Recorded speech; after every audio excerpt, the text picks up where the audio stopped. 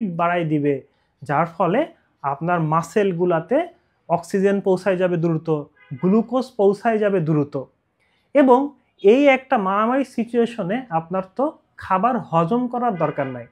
তো এই সিচুয়েশনটায় আপনার পেটের ভিতরের যে হজম প্রক্রিয়া আছে এইটা বন্ধ থাকে।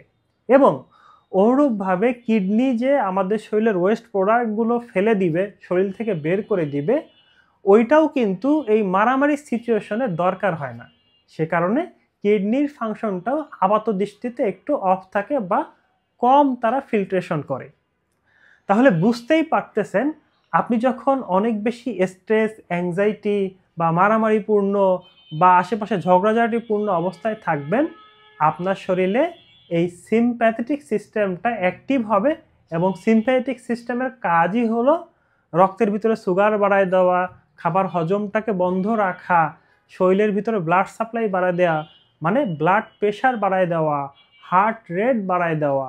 এই জন্য আপনি যখন সবসময় স্ট্রেসে থাকবেন, অ্যাংজাইটিতে থাকবেন বা কোলাহলপূর্ণ জায়গায় থাকবেন, আপনার শরীরে বারবার সিম্প্যাথেটিক সিস্টেম অ্যাক্টিভ হবে, বারবার এই জিনিসগুলো বেড়ে যাবে, যার ফলে আপনি একসময় উচ্চ রক্তচাপে ভুগবেন, বারবার সুগারটা স্পাইক করার কারণে ডায়াবেটিসে ভুগবেন, খাবারের হজম ঠিকমতো না হওয়ার কারণে আইবিএসে ভুগবেন, এবং দ্রুত বীর্যপাতের যে সমস্যাটা এটাও সিম্প্যাথেটিক সিস্টেম ওভার অ্যাক্টিভ থাকার কারণে হয়।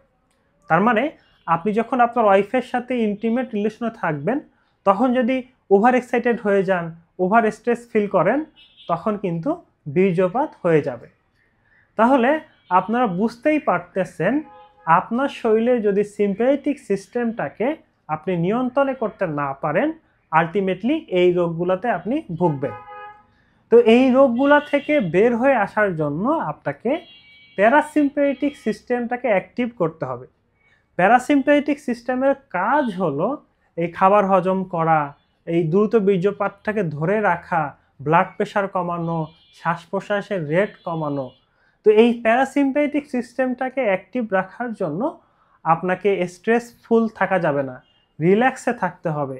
আপনি এই কোলাহলপূর্ণ জায়গা থেকে দূরে থাকবেন, বা যেই জিনিসটা আপনাকে প্যারা দিচ্ছে, স্ট্রেস দিচ্ছে, সেগুলো ঝেড়ে ফেলতে হবে। ঝেড়ে ফেলে আপনি এই স্ট্রেস, অ্যাংজাইটি থেকে বাঁচার জন্য সকালবেলায় শ্বাসের ব্যায়াম করতে পারেন, এক্সারসাইজ করতে পারেন, যোগা করতে পারেন, এবং আপনি হেলদি লাইফস্টাইল, হেলদি 8 ঘন্টা ঘুমানো, ফ্রেশ খাবার খাওয়া, এগুলো ফলো করবেন।